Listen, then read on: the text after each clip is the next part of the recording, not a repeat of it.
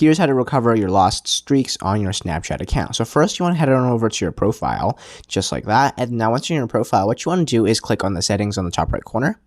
From here, what you want to do is scroll down, and then you want to find the toggle that says support, which is right over here. Now you want to click on I have a privacy question. All right, so now what you want to do is click on I lost my snap streak. So now if you scroll down, you just bring up this page where you have to enter in your username connected to your Snapchat, as well as your email, your mobile number, all this information you need to fill in. And then the most important thing is, did you see this icon? You want to click on no.